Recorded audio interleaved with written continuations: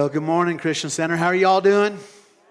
Great to see you. Welcome. My name is Troy. I'm one of the pastors here, and just grateful that you joined us on this holiday weekend. Hope you had a wonderful Thanksgiving, and glad that you came to be here. What a great view, man. Beautiful day out there. A lot of people showed up at the earlier service and also the one last night. I think a lot of people might be hitting the hill. Does anybody have skiing in their plans for today? All right, I'll try to hurry this up and get you out of here, but welcome. Glad to have you. Hey, so if you're just joining us today, you heard that we are kind of concluding a series that we started a few weeks ago called 4 Words That Can Change Your Life. And we're basically been looking at some words that they're just not easy for many of us to say. But if you and I can find the courage to say these words a little more often in our life, I think that they will help us avoid a lot of the stress and a lot of the frustration and the drama many of us have in our lives. And so during the very first week, we looked at a word that is, again, hard for some of you to say. Put that word up there if you would. Everybody say that word. 1, 2, 3. No. Basically, we just said we gave you permission to say no, to have some boundaries, and when you say no to some things, that creates space in your life for God to come in and do some of the things that are really important. And so we talked about no. The following week, we looked at this word. Everybody say that word. Help. We said that this was not only a good thing for you and I to offer and to give to people, but we also need to be willing to ask for it sometimes. We need to humble ourselves and ask, and that God would be glad to help us whenever we're going through. And then last week, we appropriately looked at and talked about this word. Everybody say that word. Thanks. Yeah, I hope that this week you've been practicing saying that to those that are in your lives, saying it to God, obviously, and that it'll become a habit this next year and being grateful. But here's the thing. I have, over these last few weeks, tried to not overhype these words. I know that this feels and sounds kind of like one of those late night infomercials where they're promising more than they can deliver, and I hear that. But I got to say this. The word that we're going to look at today has the potential to impact your life as much as anything that we've talked about all year. I mean, this could really, really have a big impact in your life. Now, here's the thing. At the same time, it would be really, really easy for you to kind of blow this off and say, yeah, that's a good word, whatever, and just kind of go on. But here's the thing. Here's the truth. Today, we are going to look at and try to learn a lesson that I promise you will learn this lesson one way or another in your life. At some point, you're going to learn it. You'll either learn it the easy way or you will learn it the hard way. You'll either learn it today, or you've already learned it, hopefully, or you will learn it when you're old and you're sitting on your deathbed and you're looking back at your life going, maybe I should have done things differently. Or you might even not learn it until you get on the other side of eternity. And you're looking back at your life and you're thinking, gosh, man, I would give anything to go back and do it differently now that I know this. I'm telling you, this is a huge lesson that we're all going to learn one way or the other. Now, with that as a foundation, and now that I've built it up, I have a very important question for you. How many of you know what Whoppers are? I'm not talking about the hamburger. I'm talking about the candy, Whoppers. How many know what a Whopper is? Yeah. Listen, if you don't know, Whoppers are basically a chocolate-covered malted milk ball. Say that 5 times really fast. My dad introduced me to Whoppers when I was a little kid. He brought home that little milk carton, and man, I loved them. They used to be my favorite candy. In a moment, I'll tell you why they're not anymore. But as I thought about Whoppers, and I thought about this message this week, I realized that Whoppers represents one of the biggest lies that our culture tries to get you and I to believe. For example, our culture makes this statement about a lot of things. Put this up there, and if you know the end of this, say it. Our culture often says, if 1 is good, then 2 is what? Better. Our culture says that about everything. If $1 is good, then $2 is better. If 1 car is good, 2 cars is better. If 1 house is better, 2 houses are better, right, Steamboat? Or if 1 wife is better, then, that doesn't work on that one. Actually, that's more trouble. But the most important one I want you to get is this, is if 1 box of Whoppers is good, then 2 is better. I learned that was a lie way back when I was in 4th or 5th grade. back then, I went to the movie theater in Craig. I grew up in Craig. I told you about this. And went to the West Theater and to watch a movie. And I had $5 on me. Back then, a movie ticket cost about $3. And so after I paid for the ticket, I had $2 left. And back then, you could go to the concession stand and get popcorn or Coke or candy for $1.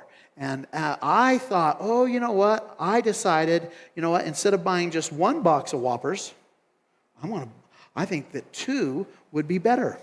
And so I did. And I went in and sat down. And boy, before the previews were over, I'd already eaten one of those boxes of Whoppers. And then the movie started, and about kind of the end of the first act there, I had that second box of Whoppers taken out. And I sat there, and about halfway through the movie, suddenly, and without warning, my body had a violent reaction to those Whoppers. That's right, the Whoppers made a comeback. They were pushing back. And I knew it was trouble, and so I got up out of my seat, and I ran through the back door of that, and I went to that little nasty bathroom that's still there today in that little stupid old theater, and I vomited the most dark brown vomit that you've ever seen. I'm telling you, literally a river of milk chocolate came out of me, man. It was just like Willy Wonka in a chocolate factory. And some of you are like, why are you telling us that story this morning? Here's why. That's the day that I learned that more is not always better. That day I learned that sometimes less can actually be more, right? And I think that man has struggled with this. We have struggled with this. Man has struggled with being satisfied with less. There's a part of us that wants more. In fact, I would suggest to you that the lie that more is better started way back in the beginning in the Garden of Eden.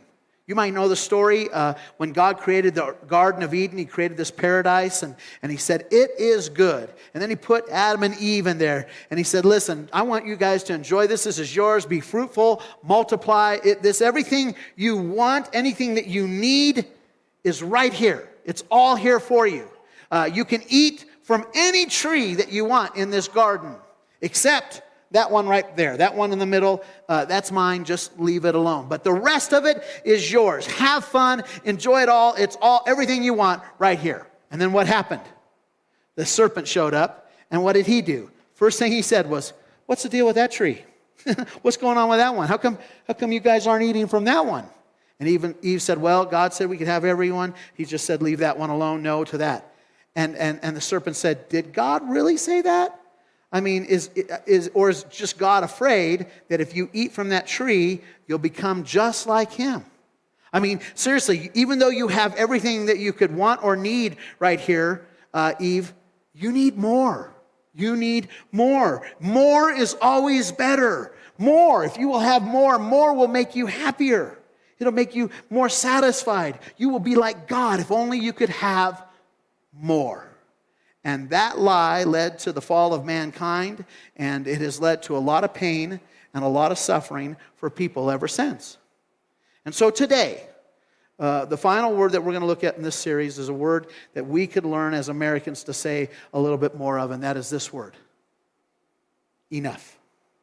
Enough. We are going to learn that sometimes more is not better.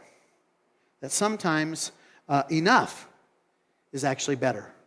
We're going to learn that. Now, I just want you to think about this. Put it in context. This weekend, you had Thanksgiving. This week, you had Thanksgiving. You had a Thanksgiving meal. Hopefully, it was wonderful. You enjoyed your time with your family. But let me just ask you a question. How many of you would say at Thanksgiving you probably had a little too much? Just raise your hand if you would. Yeah. But let me just ask you, was more actually better? Maybe enough would have been just fine, right? And so we understand this concept. And speaking of more, Friday was Black Friday, which is crazy to me. Black Friday is the official kickoff to the Christmas season, which means for the next 30 days, you and I are going to be told over and over and over again that we don't have enough, that we need more. They will tell us, 'tis the season to be discontented. You need this, and you need that, and you got to have this, and you got to have more, because you can never have enough. And that's going to be what's going to happen for us over this next month, and I want to prepare ourselves for that. Now, let me just be clear real quick before you get the wrong idea. I want to make sure that you understand there is nothing wrong with having a desire to acquire. I'm not coming down on that. God gave us that desire. God created squirrels, and he created squirrels to have the desire for nuts, okay? God created birds, and he made birds have a desire to build nests. And God has filled this world with many wonderful, wonderful things, and he has given you and I the desire to acquire them. The problem is when our desire to acquire goes haywire. That's the issue. The problem is when you and I begin to believe that having and getting more is always better. That is the problem. In fact, the Bible calls this phenomenon, this attitude, this approach to life, coveting. Coveting, that's an old word that you don't use very often. It's an Old Testament word, old Bible word. The word that we use in our culture is materialism. This constant seeking of wanting and having more. Now, regardless of what you call it, this approach to life leads to some big problems. And we need to learn to say enough. We need to learn when to say enough. In fact, at the end of his life, Solomon, one of the wisest and wealthiest people who ever lived, he said this at the end of his life. It's fascinating. He said, I have found it is better to be content with what you have. Otherwise, you will always be struggling for more. And that is like chasing after the wind.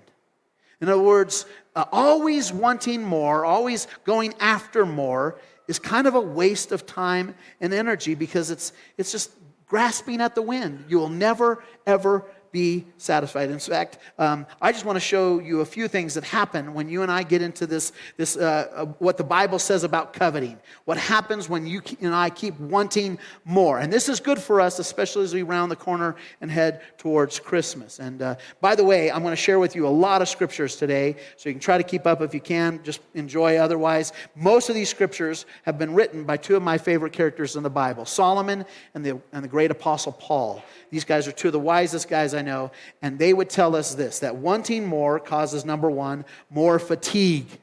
It causes us to be tired. Proverbs 23:4 says this, don't wear yourself out getting rich. Have the wisdom to show a little restraint here. Now that's, again, hard for us. We live in a culture where we're judged and measured by that, and so it's hard, but it is tiring. 100 years ago, Leo Tolstoy wrote a story about a peasant whose master made him a deal, made him an offer. He said, listen, I will give you as much land as you can walk around in one day. As much land, as much as you can walk around in one day, I will give you that much land. Well, the peasant heard that, and he immediately took off running. And he ran, and he ran, and he ran. But at the end of the day, he collapsed and died of exhaustion. And that is kind of us. In the same way, you and I, many of our friends, are dying of exhaustion, of this constant need to get more. I found this to be an ironic thing. Most people are willing to give up their health in the first half of their life in order to get more money. But then in the second half of their life, they're willing to give up all of their money in order to get their health back. This irony that we play out. Solomon said, be wise and show some restraint. Don't wear yourself out in trying to get more. Wanting more, number two, causes more worry. More worry. Ecclesiastes 5 says this. This is a great little verse that says, a working man can get a good night's sleep, but the rich man has so much that he stays awake worrying. A recent study shows that insomnia, the level of a person's insomnia, not being able to sleep, those cases happen and are directly correlated to the more wealth that a person has. In other words, the more you have, the more you'll stay up worrying about it. Solomon told us this 2,800 years ago. He said that's how it's going to work. By wanting more, it's going to cause worry in your life. Number three, wanting more causes more debt. We all are familiar with that. I think many of us feel like that the problem is that we don't make enough. But the real problem is that we want way too much. That is the issue. We have confused here in America our greeds with our needs. But those are two different things. In fact, Ecclesiastes 5 says this, the more you have, the more you'll spend. You know this is true. You remember when you were young, you didn't spend a lot. Now that you have a lot, you just spend and you do more and you go on. In fact, the average American, get this, the average American spends $1,300 on credit for every $1,000 they're actually earning. That is called deficit spending. Only the United States government can get away with doing that, and they're not going to be able to do it forever. So that's a problem. Number 4, wanting more causes more conflict. We know this. This is no secret. The number one cause of divorce in America is financial stress and financial arguments and debates. When you think about this, when you add debt and worry together, what are you going to get? You're going to get conflict. There's going to be a clash when things happen. And James said this, the half-brother of Jesus said, don't you know where these fights and these conflicts that you're having come from? They come from these selfish desires that are at war with inside of you, this desire for more. Always wanting a new car, always wanting new clothes, always wanting a new boat or a new snowmobile or a new house or a new wife. That kind of stuff will cause more conflict in your life. It's a result of coveting and it causes conflict. Lastly, number 5, wanting more, and you know this, causes more dissatisfaction. The desire to have more will just cause you to feel dissatisfied. Someone once asked Howard Hughes, at the time he was the wealthiest man in America, they asked him this question. They said, Howard, how much does it take to make a man happy? Howard says this, just a little more. That's all I need, just a little bit more. And as you know, he died a very miserable and lonely man. You and I have been convinced that having more will make us more happy. Having more will make us feel more safe and secure. Having more will make us feel more loved and more important. But none of that is really true. There are people that we know that have all of those things, and they are not feeling those ways. Now, it is true that money will buy you a little happiness and maybe buy you some security, but only for a short time.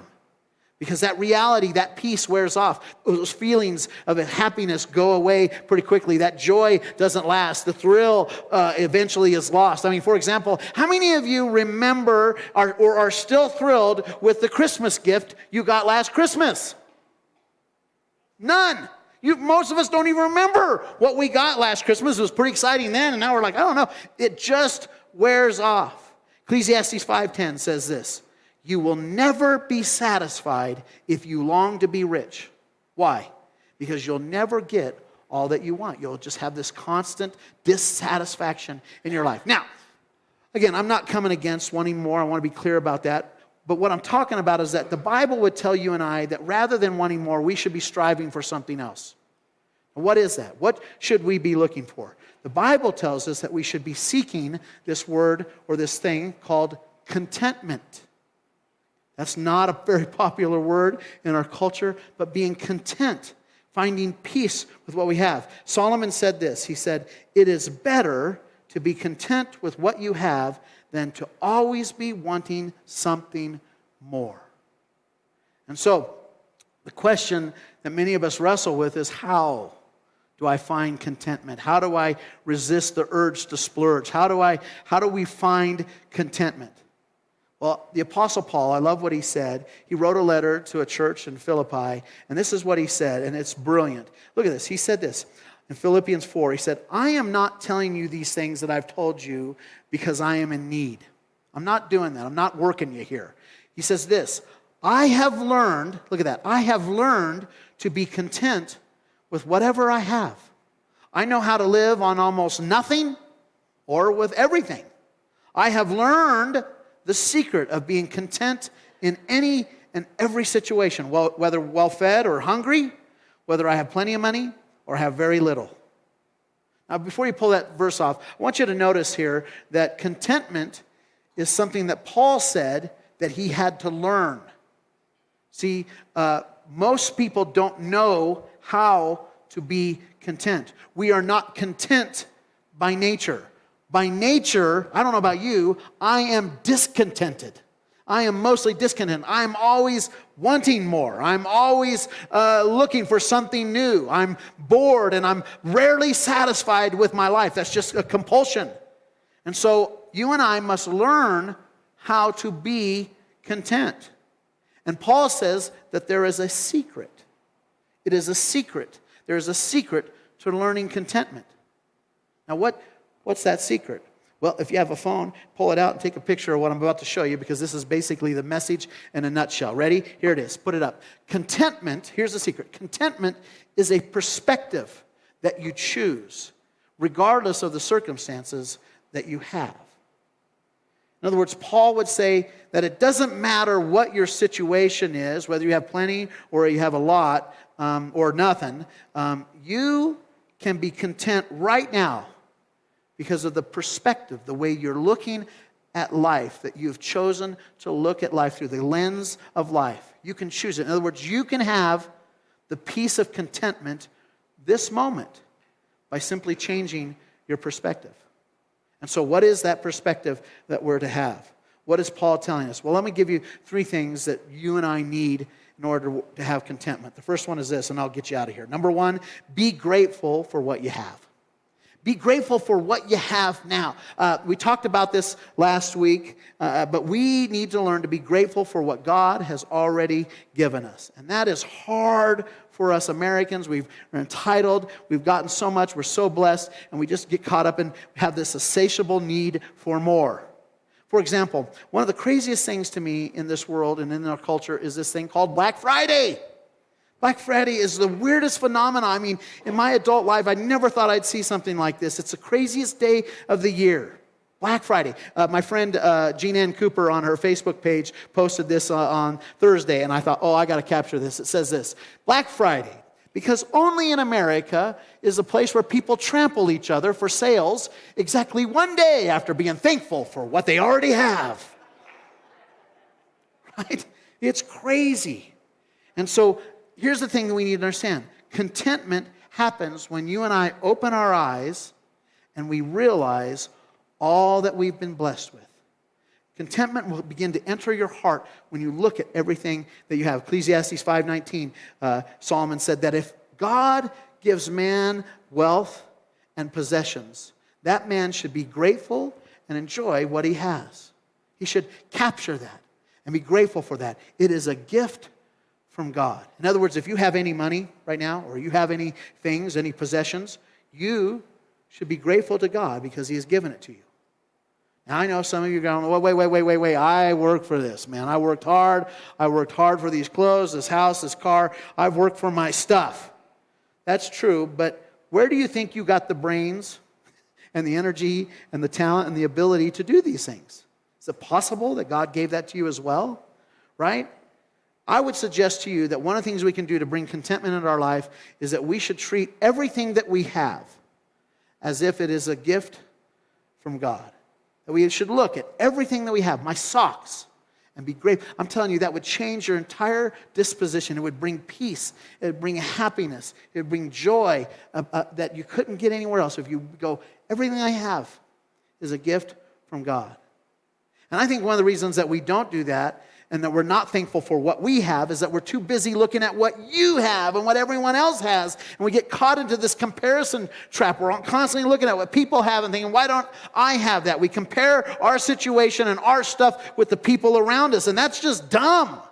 That's just a dumb game to play, because you're always going to find someone that has more than you and has better stuff than you. In fact, you could take this test and see how you're doing with this. Here's a good test. Ask yourself this question. If you go to a party at someone's house with your spouse, and you go into this house and they have a really nice house, and you're looking at it, do you say to your spouse, A, wow, that was a nice house, man. I mean, that was legit. That was a decorator's dream, right? Do you say that? Or B, do you say, man, we live in a dump. Our house is a dump. What a rat nest, blah, blah, blah. Or do you say things like, you know what, their furniture, I think their furniture goes all the way back to Louis XIV. Or do you say, oh yeah, our furniture goes all the way back to Sears on the 15th. That's an old joke. You don't know what Sears are, some of you guys. Anyway, my point is here is a secret. And I've had to learn this secret because when I moved to Steamboat, this place blew my mind. I grew up in a trailer park in Craig, Colorado. I've been around, but man, I got invited to people's homes. I mean, And you know, Steamboat has a reputation. The millionaires have been moved out by the billionaires. This is a crazy place, right? And so many people have nice things. And I remember coming and just being in awe of that. But I had to learn to admire what people had without having the desire to acquire what they had. I had to learn to go, I don't have to have that, but that's wonderful. What an amazing place. What amazing things people have to admire without having to acquire. What that did is it allowed me to enjoy it without having to go out and get it or strive for it or worry that I didn't. In fact, if the only things that you have in your life that you enjoy are the things that you own, you're going to be miserable because you can't own everything no matter how much you've got. And so, a great way to begin contentment in your life is to become grateful for what you have today, right now. Become grateful for that. Count your blessings one by one. Look back and see what the Lord has done. It'll be good for you. Second thing to bring contentment is to be generous with what you have. Some of you are like, uh-oh, I knew you were going to get to this. But follow me here. One of the greatest discoveries in my life that I found is that when I learned that God didn't just bless me for my own benefit. For years, I thought, God bless me because I'm cooler than you all, man. God love me, man. But I have learned that God has blessed me, in fact, so that I can be a blessing to others. I've recognized that, and it's changed my life. I grew up, like I said, with not a lot and very stingy and holding on. And now I've realized God has blessed me so that I can bless others. Look at what Paul told Timothy. Timothy was a young man. He was in charge and overseeing some churches. And Paul wrote Timothy in 1 Timothy 6. He said this. He said, tell those in those churches who are rich. Now, by the way, that includes every single one of us in this room. You are under that. Some of you are like, no, I'm not rich. No. Even the poorest person in this room here is rich compared to the rest of the world. You get outside, this isn't real. You go to the rest of the world, you'll see how 90% of the world. In fact, if you earned, get this, if you earned $25,000 last year, congratulations, you're in the top 10% income bracket in the world. Top 10%. You are wealthier than 9 out of 10 people in this world if you made $25K. And so you are rich. Paul tells Timothy, he says, tell those who are rich not to be proud. Not to be proud and to not trust in their money, which will soon be gone because that's what money does. It waves bye-bye, right? Tell them to use their money to do good. How can you do that? To give generously to those who are in need. Always being ready to share with others whatever God has given them. By doing this, he said, they will be storing up real treasure for themselves in heaven, which is really the best investment you'll ever find in this world. And he says, and they will be living a fruitful Christian life down here as well. There are 5 thoughts in that little passage. I want to point them out. Number 1, first thing you need to understand is Paul would say, go ahead and make as much money as you want. Go ahead and do that. Make as much as you can. There's nothing wrong. There's nothing sinful about having wealth. As long as, number 2, you're not prideful about it. That you're not looking at yourself and you're looking at your possessions and it's making you're finding yourself in your possessions. Paul would say, don't ever think that you're better than anyone because you have more. Don't do that. Number 3, he says, don't trust in your money. Don't put all your hope and your trust in your money. Why? Because money is fleeting. There are just as many ways to lose your money as there is to make it, right? No doubt. Number 4, he says, instead, use your money for good. In other words, don't just waste it on stuff. Don't just blow it. Don't just squander it on things. Use it to bring about good somehow. In verse 5, he tells, and then lastly, he says, give generously to those who are in need. Give. Look around you and look for opportunities to help those who are in need. The Bible, I hope you get this. The Bible over and over and over tells you and I that the more that we receive, the more we should give. Bible repeats this over. To whom much has been given, much will be expected. You and I are going to stand and account for what we've been given. And the Bible is clear. The more that God has given you, the more you should give. Why? One reason is because giving is the only antidote to this materialism that we've caught ourselves up into. It's the only way to break that cycle. The mantra of materialism and coveting is simply get more, get more, get more for me. But the opposite of getting is giving. And every time I give to someone or something, I am little by little breaking the hold that materialism has in my life and covetousness in my life. I'm breaking that. Every time I'm generous with my time, with my energy, and with my finances, I'm winning. I'm winning a spiritual victory inside my heart. And so giving breaks that need to get. And not only that, did you notice there's a benefit of giving? Paul said this, by doing this, you are storing up real treasures for yourselves in heaven. It's the greatest investment that you and I will ever have when we give and help people. You don't know it now, I'm telling you, but someday you're going to look back and be grateful for every little dry nickel that I squeezed out of you to give to your neighbor. You're going to be like, thank you, that fat little bald pastor kept convincing me to give, and now you'll be happy. Clearly, you're not happy today about that, but that's okay. Someday you will, I promise you. Okay, which reminds me of the story, tells the story about this guy. I don't know if you heard this one, about the guy who died and went to heaven. And he gets to heaven, and St. Peter's kind of explaining to him all the intricacies of heaven and how it works. And he goes, oh, by the way, one of the things you need to know, up here in heaven, the transportation that you'll use to get around is a direct result of how generous you were down on earth. That guy's like, really? And right then, one of his old friends goes rolling by in a Rolls Royce. And he's like, wow. And Peter's like, yeah, that guy was super generous while he was on earth. You, on the other hand, you were very stingy. Here are the keys to your little golf cart.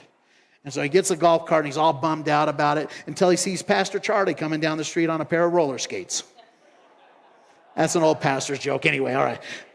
So to find contentment, I'm coming to a landing. To find contentment, I need to be grateful for what I have, and I need to be generous with what I have. And lastly, this is nuanced. I need to be focused on what lasts forever. This is how you'll find contentment. I need to change my focus on what lasts forever. I need to maintain a good perspective about my possessions and understand what's going to happen to them. 2 Corinthians chapter 4, verse 18. Look at what Paul said. He said this. This is brilliant. I don't know what you're paying attention to. I don't know what you're focused on this season in your life. Listen to what he says. He says, we must fix our attention not on things that are seen, but on things that are unseen. You must focus on things you can't see. Yeah, no, don't focus on that which you can't see. What can be seen right now is only going to last for a short time. But what cannot be seen lasts forever. Paul is telling you and I that there are two realities in this life. The first reality is this world that you and I live in, this material world, the material world that we see, everything that we see around us. That's a real world. But Paul would say that there's also an immaterial world. There's another world that you can't see, that which is unseen. Like what? Well, for example, God. You're here in the church of God. You can't see God, right? But the Bible tells you and I, listen to this, that God is more real than what we see in front of us. God is more real than the reality that we see in front of us, that he is more real than that. And one of the ways he does, Paul tells us this, is he reminds us that what we do see, the material world that we see, isn't going to last. It's going to go away. Everything that you and I see, everything we have, our cars that are parked in that parking lot, our phones, our clothes, our homes, everything we see and have is going to rust and decay and deteriorate and fall apart and wear out and return to dust. Nothing you and I can see with our eyes right now is going to last. This civilization will one day be gone. I've been to Israel. I've been to archaeological digs. I've been to a dig where there's about 10 civilizations that you can see the strata built on top of each one. Civilizations piled on top of civilizations, and eventually they all turn to dust, and this one will too. I'm not trying to scare you. I'm just telling you that is the reality.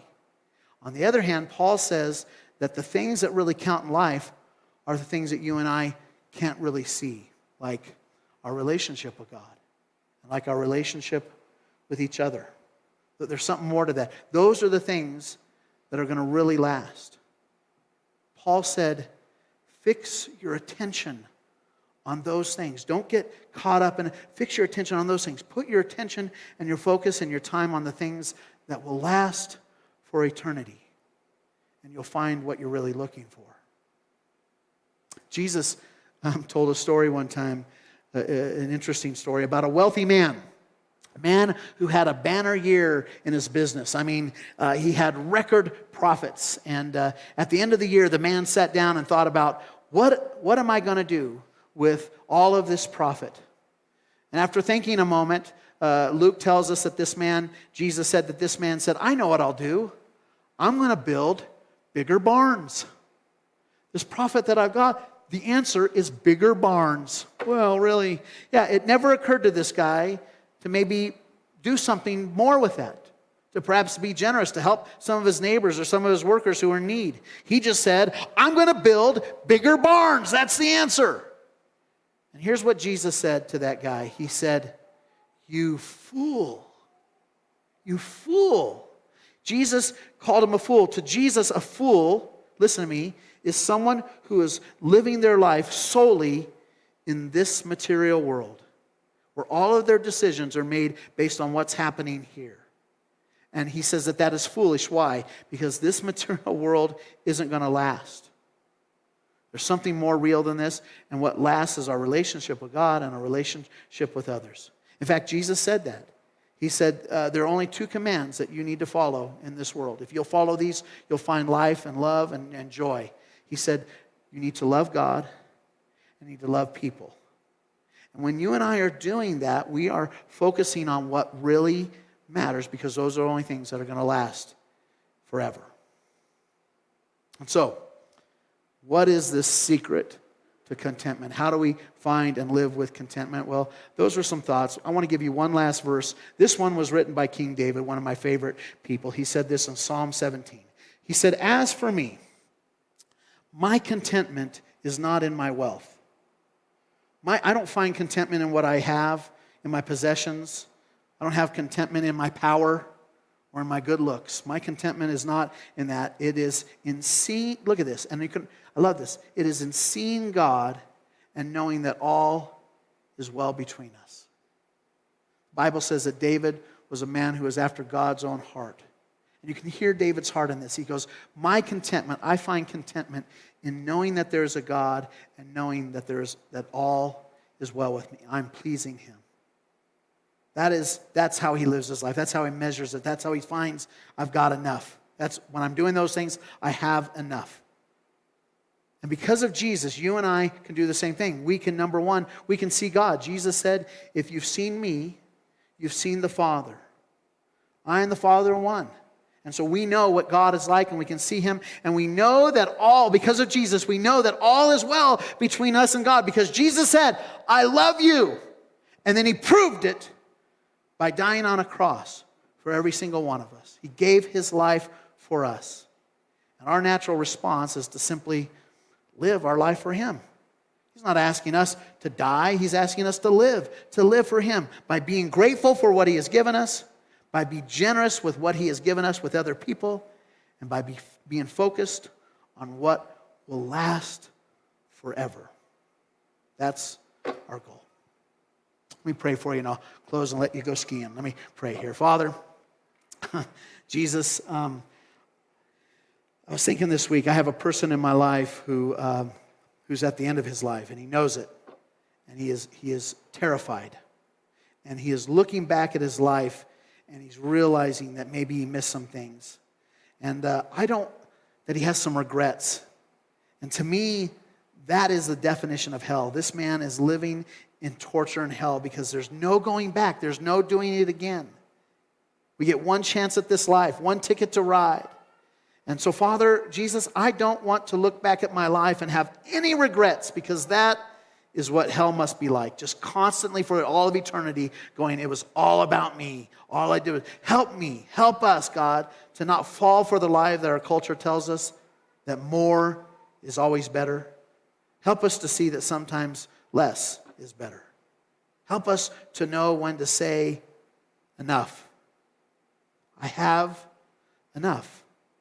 I don't need more. I don't need more. I don't need to build more barns to store more stuff that won't last anyway. Help us to be content with what we have. Help us to be grateful for what we have and to be generous with what we have. Because I want, for me, at the end of my life, I want to look back and I want to be proud of what I did with what you gave me. And God, as we go into this Christmas season where we all get caught up into this and we spend and do all these things about more, I pray that you would help us to more than anything, honor you and to help others, to look for opportunities to help those who just don't have it. Because those are the only two things that will last on into eternity. Loving God and loving people. Help us to be good at that, I pray. In Jesus' name. If you agree with that prayer, say amen. Amen. Hey, gang, thank you for coming. Before you leave, listen, I got to make an announcement. This is pretty exciting stuff. If you've been hanging out with us for any amount of time here at our church, every year at Christmas time, we kind of pool our resources and look for an opportunity to help a local organization so that we can help as many people as we can and to give a Christmas gift to that. Last year, we helped Steamboat Christian Academy, a Christian school, get started. A few years ago, we paid off the building loan for Lift Up, our local food bank, so that we could help them, so that they could help more people. We paid off medical debt. It's been fun. Every year, we kind of rally around something. And this year, God has dropped a pretty cool, pretty important project in our lap, and I wanted to share it with you. As you may know, if you've been a part of Steamboat or the Yampa Valley for any amount of time, suicide is a big issue in our community. It's a scary, real thing, and it's touched many of us. So many of our neighbors are struggling with mental health and are struggling with hopelessness. There's just no hope. And they are making a permanent decision because of a temporary problem. And it's just horrible and sad, and we've all been affected by it. And every year, our church, we offer financial assistance to anybody who is needing help, is looking for counseling, just to kind of walk through, or a friend, and we provide scholarships for that for anyone that can't afford it. But the need is so much bigger than that. And only recently did I discover that someone was doing something pretty big in our community. I don't know if you ever heard of this organization called REPS, Reaching Everyone, Preventing Suicide. They are doing all kinds of awareness and all kinds of stuff out there, training and all that. Well, they tried tackling this issue 2 years ago. They negotiated, check this out, I didn't know this. They negotiated with over 40 licensed professional counselors and therapists in our valley and asked them to reduce their rates. In exchange, reps would pay for 5 sessions with these counselors for anyone who called into their hotline, their suicide hotline, or called in, or just email, or went to their email, or went to their website and just said, "I need help. I'm struggling. I don't know what to do." Reps said, "We will give you 5 sessions with a professional counselor. We'll pay for it." And over this last year, over 170 people have been blessed by this thing being helped because they wouldn't have been getting counseling otherwise. And I believe it has reduced the amount of people taking their life in our community tangibly. And so when I found out about that, I was amazed. What we found out is that they ran out of money last month. They had invested for this whole year, and they ran out, and they don't have it.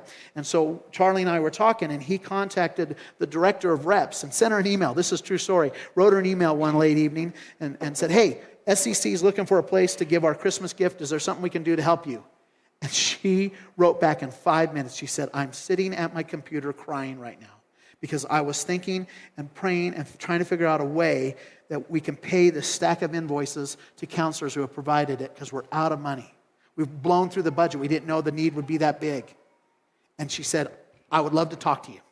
And so we discovered that they have about a month and a half that they don't have. They're eating into next year's budget and figuring that out. And we said, let's do something. So I talked to a person that's at our church, and they have given a $50,000 matching grant that over the next month, between now and Christmas Eve, every dollar that you and I give will be matched up to $50,000 to provide a budget to help people get counseling that are in the most desperate situation. She told us, Mindy said, that if we raised $100,000 for this, that would take care of what they've done, and it'll take care of maybe a year and a half of this ministry. And these people will know that Steamboat Christian Center helped pay for their counseling at a time when they were in a crisis. And so I think this is a wonderful opportunity. I just want to ask, praise God, yeah. So Got a cool thing. I'm not asking for an offering now. If you're not prepared, I'd like you to just pray. Many of you, every year, you talk to your spouse, you guys pray about, let's do something, let's give something, and I appreciate that. And you may have something you already given to, that's fine. But if you'd like to give a little bit of this over the next month, go to this link and plug that in, and every dollar that comes in will be matched, and we'll be able to help out a lot of people. Hundreds of people are going to get help, the most desperate people.